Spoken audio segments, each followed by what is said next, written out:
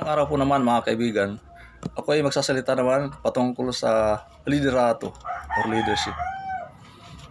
So ito ang mga definition ng leadership. The action of leading a group of people or an organization or the state or position of being a leader. The simplest definition is this.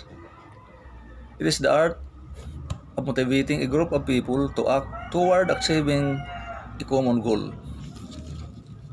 Now,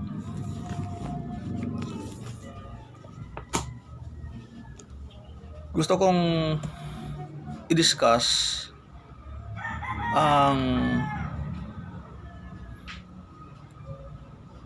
pag-lead. Yung pag-lead at ang leader. Leadership at ang leader. Leader at ang leadership. Maraming beses tayo nakakarinig ditong kasabihang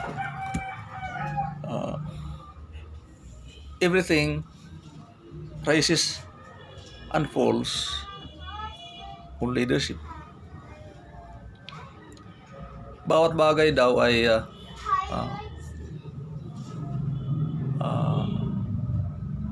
tumatayo at nabubuwal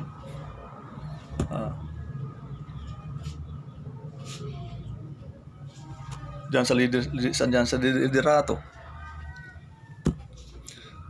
Bawat bagay tumatayo, nabubuwal diyan sa liderato. Yan ang baga pagka-translate ko dyan. Everything rises and falls on leadership. Kung mayroong paglago ang isang organization, ay natatanaw o nakikita na ang leader po ay maayos mag-lead o maayos ang leadership, maayos ang liderato. Kung isang organisasyon naman ay bumabagsak, nakikita naman dyan na mayroong mali ang leader. Hindi tama ang leadership. Dito sa liputan, napakaraming organisasyon. Napakaraming organisasyon, napakaraming institution. Speaking institution, mga kaibigan, ang unang itinatag na institution ng Panginoon, walang iba kundi ang pamilya. At pinag-aralan ng Panginoon ang lalaki sa kanyang pag-leader sa kanyang pamilya. At mayroon din mga turo mula sa banal na kasulatan o mula sa salita ng Panginoon. Mayroon din mga turo para sa asawang babae. Kasi dalawa silang leader sa pamilya. Pangungunahan ng lalaki at susunod yung babae, maglilid din siya. Bali leader silang dalawa. Ang leader sa isang pamilya ay kailangan siya ay makadiyos. Dito natin i-discuss kung bakit na ang buong Pilipinas po ay nasasangkot sa maraming hindi talaga mabubuti na naging pangalan. Ang Pilipinas ay pumapangatlo yata o number one na kurap sa buong Asia po, mga kaibigan. Ang totoo po diyan, mga kaibigan, mga kapatid, para sa kaliwanagan pa ng lahat. Nung araw, hindi ko alam ito. Wala ko kaalam-alam nito. Nung wala ko sa Panginoon, hindi pa ako nakakabasa ng Bible. Wala pa ako kalam-alam noong araw ba. Akala ko na puro lahat gobyerno ang dapat sisihin. Itong mga opisyal ng gobyerno, ganyan sila. Ang sinimulan po diyan, mga kaibigan, nitong mga maraming kalamalian sa mga nasa gobyerno, hindi po nagsimula doon. Siyempre, ang isang bata, nagsisimula po yan sa isang pamilya. At itong mga naging politiko, siyempre mayroon silang ama at ina. Diyan sa leadership ng pamilya po, pag ang isang bata ay hindi napangaralan ng salita ng Panginoon, pag hindi naturuan siya ng maayos, hindi siya naturuan ng paulit-ulit na kasalanan sa Diyos, nakatatakot sa Panginoon, yung pagnanakaw,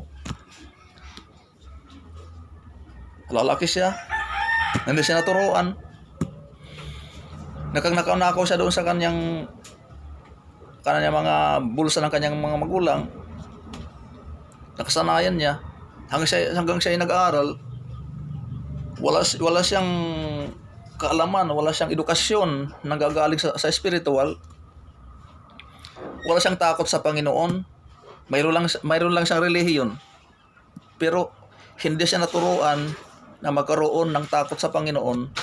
Ang relihiyon lang ang kanyang inatupag, naging relihiyoso lang itong relihiyon na wala naman sa Panginoon, na umimbes sa ating bansa, na iniimbes ng ating napakaraming Pilipino.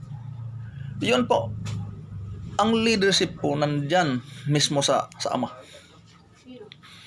na binigyan ng kapangyarihan o kaalaman, bibigyan ng karapatan ng Diyos na mamuno o mag-lead sa kanyang asawa o sa kanyang mga anak. Na itong mga anak, specify ko po, na itong mga anak, hindi sila makagsimula sa pagnanakaw, simula sa pinaka mababang halaga. Kami pong mga pastors, ang tanaw namin, kung ang bawat pamilyang Pilipino, mayroon lang leadership na makadiyos, ang lahat na ama, mayroon siyang takot sa Panginoon, makadiyos ang buhay niya, wala siyang mga bisyo, at siyempre, kapanipaniwala siya magturo, mayroon siyang kapas, mayroon siyang spiritual na tapang, decisive siya spiritually, marunong siya mag-lead sa kanyang asawa, sa kanyang mga anak, hindi gagawa ng kasamaan, lalo na itong pagnanakaw. Diyan po ang leadership. Una, sa pamilya po. Now, kung itong batang ito ay napangaralang maigi, siya ay na-convert sa Panginoon, siya ay nagkaroon ng takot sa Diyos, mula sa kanyang pagkabata, hindi siya natutong magkumuha ng piso-piso, at tumakbo siya paging politiko, dahil nataniman ang kanyang puso ng salita ng Diyos, naturuan siya ng kanyang ama, ng kanyang ina, ng takot sa Panginoon, ng pamumuhay na batuwid, pamumuhay na maayos. Kung maging politiko man siya, maging mapili at manalo, o opisyal, o maging empleyado ng gobyerno, maayos ang buhay niya, wala siyang bisyo, magtuturo din siya sa kanyang mga anak kung siya'y magpamilya na, makakapi ang buhay, ang tamang leadership mula sa kanyang ama, leadership na tinuro mula sa Biblia, magiging maayos, zero corruption saan ang ating gobyerno. Wala saan ang katiwalian. Kung ang leadership ng mga magulang, leadership ng lolo at lola sa kanyang anak at sa kanyang mga apo, ang leadership ay naging makadiyos, ito mayroong mag-iisip na ano nga ba ang makadiyos? Kasi ang iba hindi unawa ba kung makadiyos na leadership, makadiyos na buhay. Ang makadiyos na buhay po na ang tao po na leader ay nagsisi ng totoo ng kanyang kasalanan, tinanggap ang Panginoong Jesucristo sa kanyang puso, at nagkaroon siya ng takot sa Diyos, namuhay siya ng matuwid, iniwan niya ang lahat ng mga bisyo niya, lahat ng mga bisyo niya iniwan niya, nakakakuan yan. At namuhay siyang ayon sa kalooban ng Diyos. Nandyan lahat ang mga turo, mga payo sa Biblia.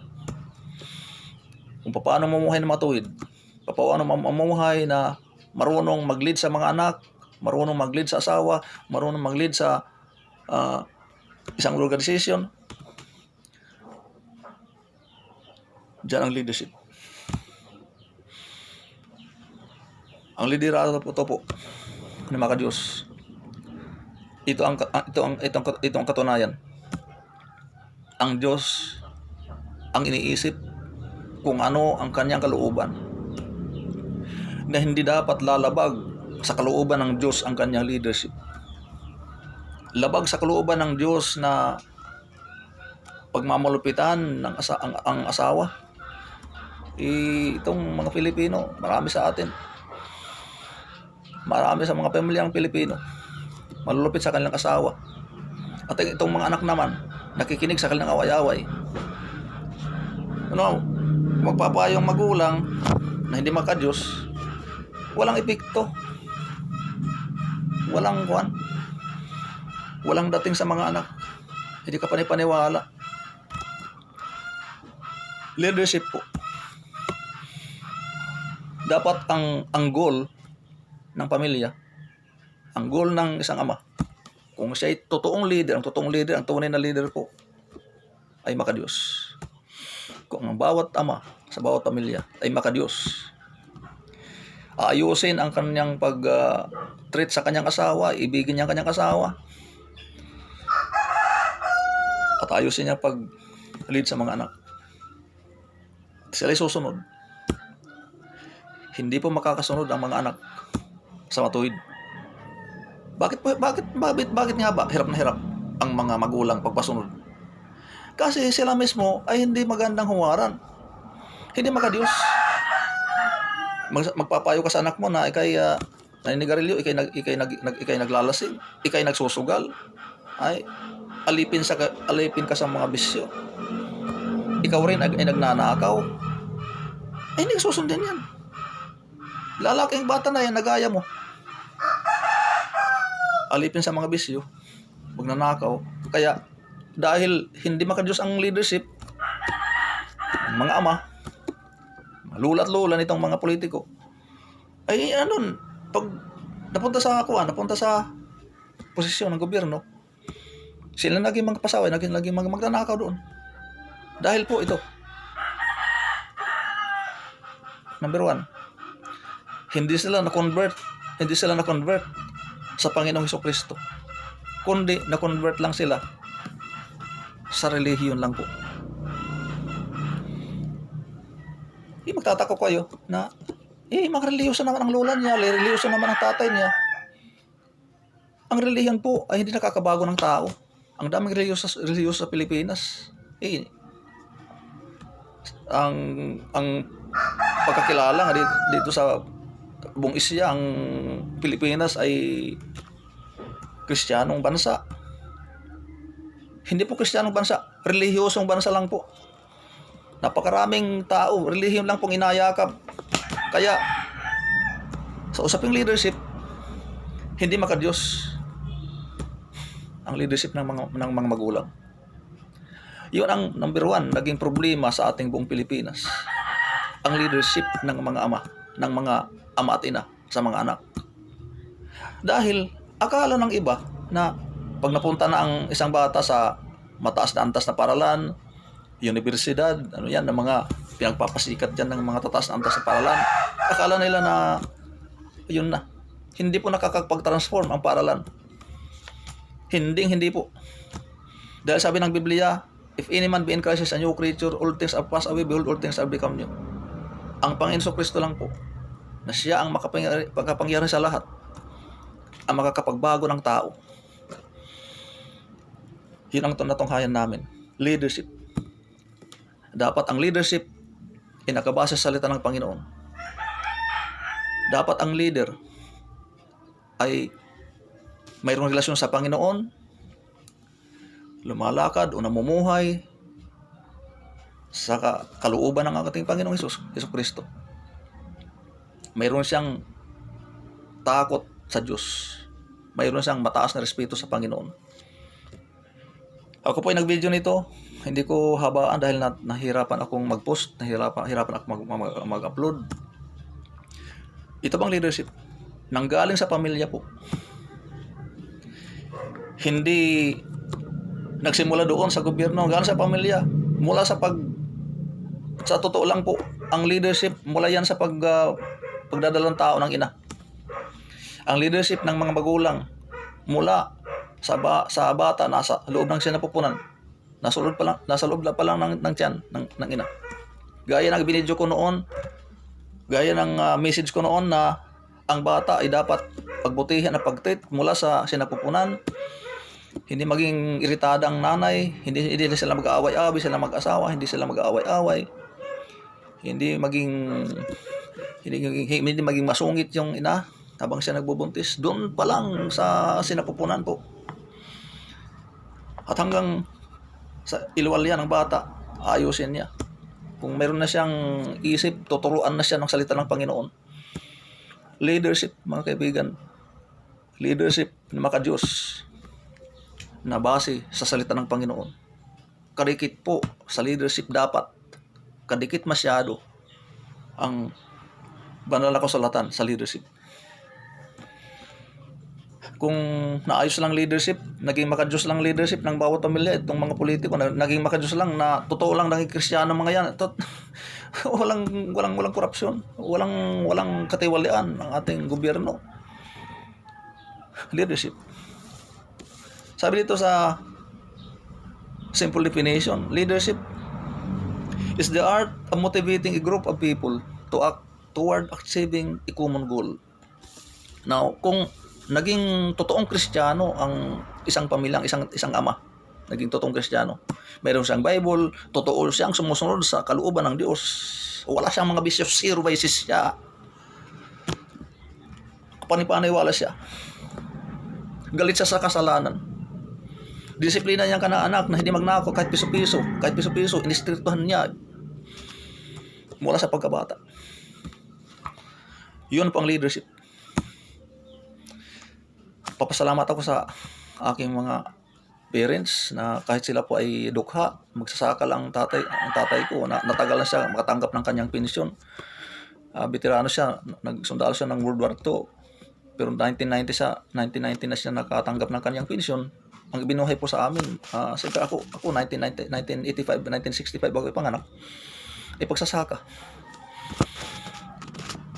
Na sabi nga pahirapan yung pagsasaka. Pero salamat sa tatay ko na pinangaralan kaming maigi. Ang leadership ng tatay ko at nanay ko, na kahit yung pangungutang, mga kaibigan, Diyan ako natuto sa mga magulang ko. Na kahit pangungutang, na ayaw nila makapangutang. Ayaw nila ng mga bata ay mga nakaw-nakaw. Kaya kami mga magkakapatid, natuto kaming hindi kumuha kahit itong 5 sentavo. Noong mayroon pang halaga, ibibili pa ng kindi noong 5 sentavo. Noong 1970s, 1960s. Dahil palagi kami pinangangaralan. Ang leadership ng aking ama sa aming lahat, ng kanyang mga anak, hindi kumuha ng hindi sa kanya, hindi magnakaw kahit napaka liit na halaga. Leadership po. Bakit? Ang goal niya po na mapunta kami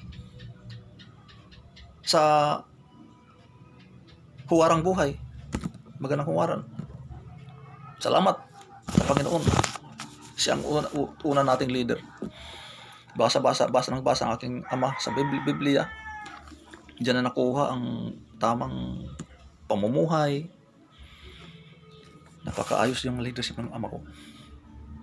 Siya ay makadiyos. At wala sa amin naging magnanakaw. Wala.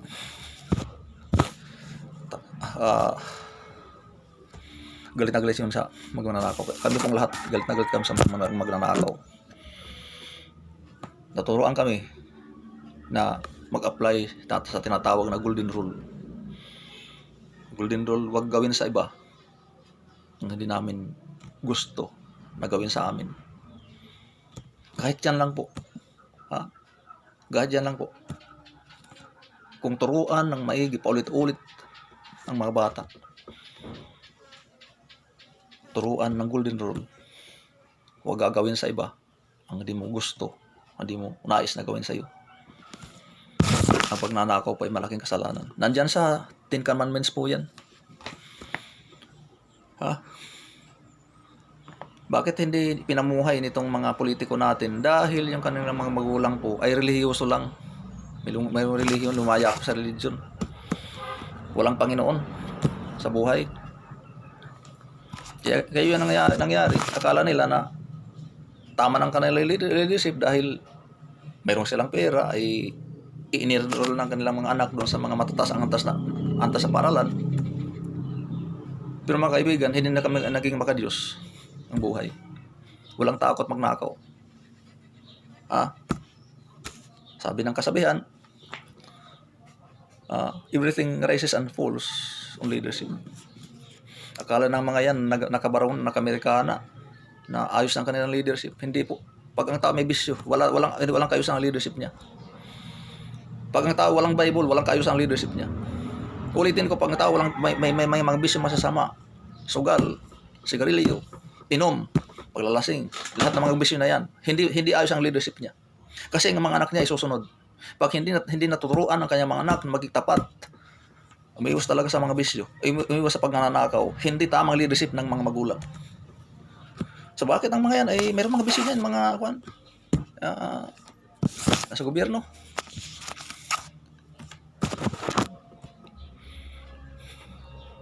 Ang leadership na makadiyos ang kailangan. Leadership na makadiyos. Nagmumula sa pamilya, nagmumula sa ama. Dapat ang ama at ina ay makadiyos. Magtuturo, magpapayo ng ulit-ulit ng kanyang mga anak. Ito na, patunayan po naman ito. Na hindi yung universidad po ang nakaka-transform. Hindi po. Yun ang problema. At hindi alam ng iba. Ang Bible po at ang relasyon sa Diyos ang nakaka-transform ng tao. At dyan magiging ayos, magiging tama. Dyan magiging makadiyos ang leadership ng bawat ama, bawat ina sa kanyang mga anak. At tutubo ang mga anak na sila may takot sa Diyos. Meron silang mga talata sa Bible sa kanilang puso. Hindi sila matututo magnakaw, hindi sila makakapagsimula magnakaw, hindi nila makakasanayan na pagnanakaw. So dyan lang po mga kaibigan. Ay nag 23 minutes ng aking video. Medyo mahirapan ako mag-upload at mag-post.